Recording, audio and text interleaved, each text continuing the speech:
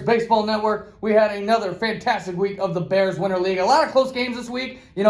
All of the series have been pretty close, but there's been some games that have been blowouts. But last week, felt like every single game went down to the wire. Every single game was a good one, and it was a really fun week of baseball in the Bears Winter League. So let's go ahead and talk about it. So the Throwbacks versus the Pinstripes in the game this week. It was a pinstripe victory. They had their big arms on the mound and took care of business. It was a complete team effort, but a couple guys I want to mention, and KJ, I want to get your thoughts here. How about Nick Byrne? I mean, this guy continues to be the guy who's coming up with the big hits for this team, and when you look at the lineup, there's some guys who maybe are underperforming that were drafted high, but then you got guys like Nick Byrne who were maybe drafted low that are playing really well. KJ, give me your thoughts on Nick Byrne in this pinstripe win.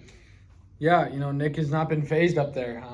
He hasn't looked scared at all. He's attacking. He's swinging the bat hard, and he thinks he's the best player out there. And to be fair, he's played like one of the best players out there.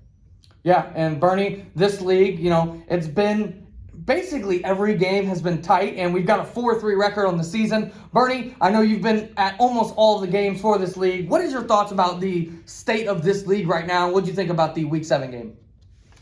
Yeah, I think that maybe other than the 15U league, this is probably the closest league that we've had so far. This league's been fun, right? Seeing a lot of my 12U guys face these 13U guys, and vice versa. Seeing guys like Nick Byrne come out of nowhere. I think there's even more of those guys that could happen, like those type of things where guys come out of nowhere and the superstars are performing relatively well. So. Yeah, it's been a lot of fun, and the age gap in this league in terms of the 12U guys versus 13U guys, it's kind of more felt, I think, in this league than the other ones. But I got to tell you, these 12U guys are getting better every single week, and saw some really good pitching performances from those guys as well. Harrison Blaibob and Hunter Finley threw very well for this Throwbacks team. But let's go ahead and move on to the B League. It was a throwback victory, and that is a 3 straight wins here for the Throwbacks.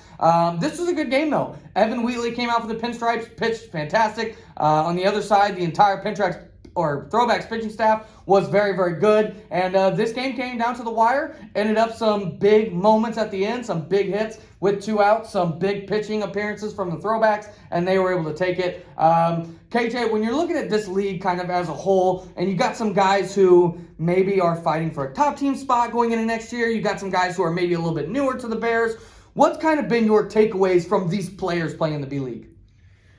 I think the B League by itself, I think you have a big chance to stand out. And I don't think really anyone in particular besides maybe, Max Sandler, or Colin Sandler, I don't know if anyone has really stood out necessarily. I know, Nick Byrne has stood out in the younger leagues. I think Ethan Mon has taken really good at-bats in the older league, Caden Roberts as well.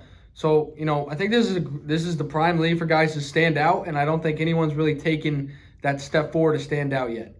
Yeah, you mentioned Colin Sandler, who was basically a no-name. He was I think like a top 40 prospect maybe, which, that's a very good spot. But, basically a no-name player gets in this league, and now he's on everybody's radar, When we do our prospects, again in February, our prospects list, he's going to move up it, because of how good of a winter league he's had. And like you said, KJ, there are a lot of guys who are fighting for spots in their Bears teams in the spring. And yeah, I'd like to see a couple more guys really step up. A couple guys I did want to mention that I thought have played really well. Zach Reich, who was a late pickup, he's been fantastic for the Throwbacks. I brought him in just kind of as I had a couple guys missing, so I wanted to add a guy to the roster, and he's played fantastic, made a nice play defensively, and I think he's got 2 home runs already. He's been great. And Jacob Villette, who has kind of been a Bear veteran, he's played really, really well from what I expected. So those 2 guys in particular I thought have been very impressive. Moving into the A-League, this league is now 4-2-1. We had a tie game, the first BWL game this season to end in a tie. This one was tight, back and forth the entire game. Had some clutch moments at the end, and at the end of the day, ended up being a tie game. KJ, looking at this league, and got guys who, again, we kind of got a mix. You got guys who are already at that superstar level, and then you've got some guys who are kind of looking to make their mark. 2 guys I wanted to ask you about. Number 1, Joey Burgess. What a monster home run he had. I know he's kind of had his, off and on at bats against especially some of the better 15U pitchers. But what has been your thoughts about Joey Burgess playing in this high-level A-League? Yeah, I think for Joey, it's just about confidence. And, metric-wise, I think he is probably one of the best hitters out there. I've seen Joey hit some absolute bombs. He's one of the best free swing guys we have right now. I think Joey can be one of the best players on the field, but I don't know if he necessarily believes it yet. It was a big low pressure spot. Not to take away from that huge home run, but it was a low pressure spot. I'd like to see him come up in the big pressure spots. And I think it's all about confidence for him, and he's got all the tools. Yeah, and I want to ask you about a guy who's kind of on the other side of the spectrum. Joey really getting his first chance to be on a top team. And then on the other side, you got Andrew Driscoll, who's a Bear veteran. He has played absolutely fantastic. And when you look at the names in this league, like Ben Combs and Andrew Willard and Landon Nickerson, Andrew Driscoll's basically outplaying almost all those guys, especially with the bat. What has been your thoughts about Andrew Driscoll's season, KJ? And how do you think he kind of translates it into the Bears season in the summer? Yeah, I think this is a guy who, he's not in a big body, but he plays big.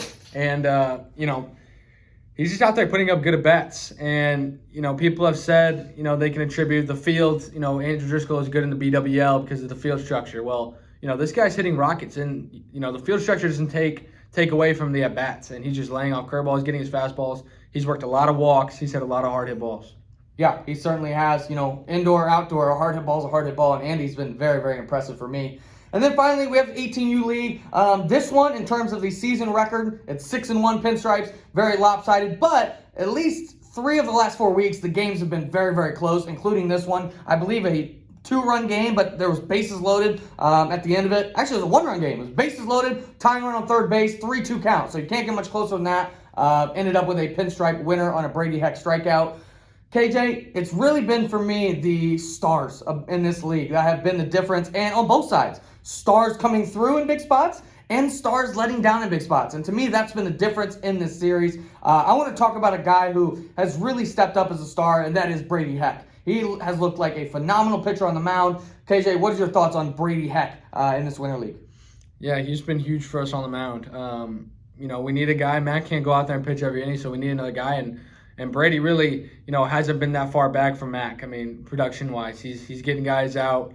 When he throws strikes, he's pretty unhittable as well. And he's doing good stuff with the bat as well. Again, like Andrew Driscoll, this guy just takes really, really good at-bats. And, he's had a great season. Yeah, and for the throwback side, as this team tries to kind of find their footing, we've had some unexpected guys step up. Sam Dollins had a monster game, hit a home run off of Mac to give the throwbacks a lead. Andrew Colbert has put together some really, really good at-bats. And TJ Patrick has played well as well. And those are 3 guys who you may not think will stand out or at least be big contributors in this type of league, but they've played well. And credit to those guys. They've looked really, really good. But now let's go ahead and talk about Week 8. We've got the pitching matchups here. Bernie, you went 3-0-1 last week on your predictions. You're now 19-8-1 on the season. Absolutely cruising. See if you can stay hot again this week. Bernie, starting at the top of the day, throwbacks or the host all day long. We've got ZZ Garcia as the home team throwbacks take on Nick Byrne and the away team pinstripes. Bernie, the pinstripes took this last week. What do you got for Week 8? Yeah, it's going to be a fun game. I know on the throwback side, you have ZZ, and then they have their full arsenal of pitchers ready to go. Owen Lewis, Josh Tyler, everyone's ready to go. And on the pinstripe side, you got Nick Byrne on the mound, who's a little unproven, but I think will have a decent little outing. And they have Cam behind them. Cade and Avery can probably throw at some point. So, we're going to see the full arsenal of arms possibly today. And with those full arsenal arms, I am going to take the throwbacks. I think ZZ's going to shut down the first 3 innings. I think Nick is going to pitch well. He's going to give up a few, and throwbacks have a lead to lead into their good bullpen that they're going to have on Saturday. Okay, moving into the 14-15U B League. Again, this league is 4-3, but the throwbacks are on a 3-game win streak. Bernie, you've got Jaden Coleman. He's only available for 2 innings, though, so keep that in mind. And he'll go against Ethan Portell, the fresh pickup for the Pinstripes. Bernie, what you got in the 14-15U B League? Yeah, I said it last week. Make the Pinstripes prove they can pitch. I said that every week, and since then, throwbacks taken every week. James will go out there and give you 2 shutout innings, and then they're going to cruise the rest of the way, so the throwbacks will win. Yeah, I will say Ethan Portell, he's been putting in a lot of work, and I expect him to have a better outing than maybe people are anticipating, but throwbacks Bernie has coming out on top. The throwbacks versus the Pinstripes in the 14-15U A-League. Mason Getty's getting his first start on the mound here for the throwbacks. Lucas Wilburn getting his 3rd straight start here for the Pinstripes. Bernie, what do you think about this league? Obviously a tie in their last matchup. Who you got in this one? 2 14U pitchers going head-to-head. Yeah, I have not made out to this league much in person, but I've heard how Lucas Wilburn is absolutely dominating. And, Mason's getting his first start. Not saying he's going to pitch bad, but I'm going to make him prove it to me. So I'm going to take the Pinstripes and Lucas Wilburn to win the game. Yeah, he's pitched well in relief, but I think in several of his relief appearances, the throwbacks are already losing. So it's going to be a different kind of environment for him to come in there in a tie ball game and see what he can deliver from the first inning and on. And then finally, we have the 18U League. Again, 6-1, the season series for this one. Throwbacks are going to host with Reese Payne, the veteran on the mound. Pinstripes are going to go with the young buck, Nayo Guzman, who had a very nice outing in his last one. And Bernie, last time these two pitchers met up, I believe 24-3 was the final or something like that, in Nayo Guzman's favor, by the way. So, Bernie, what do you got for this 18U League? What do you got? Yeah, by far the toughest one to call just because of the results from the first time go around. But, I think Nayo's going to pitch okay. But his stock is up here right now. And Reese Payne, who's had 3 great starts and 1 really bad start, his stock's way down here. So everyone's going to take the Pinstripes because it was 24-3. So I'll be the guy to take the throwbacks in the Reese Payne bounce back game. And, I don't think Nayo's going to throw another shutout. I don't think it can happen. Okay, so Bernie, you got throwbacks, Pinstripes, throwbacks. But week 8 of the BWL should be another very, very good one. We're heading into the playoffs. Obviously, the 18U Pinstripes already got 6 wins, which means they're starting 1-0 in the championship game already, looking to add on. And the throwbacks at 12, 13, and 14, 15 B League will be looking to get to that 5-win threshold, and then the Pinstripes are looking to get to that 5-win threshold at the A League. So a lot going into the playoffs here, but we'll see. It's going to be a lot of fun. That's going to do it for this episode of the Bears Baseball Network, and we'll talk to y'all next week.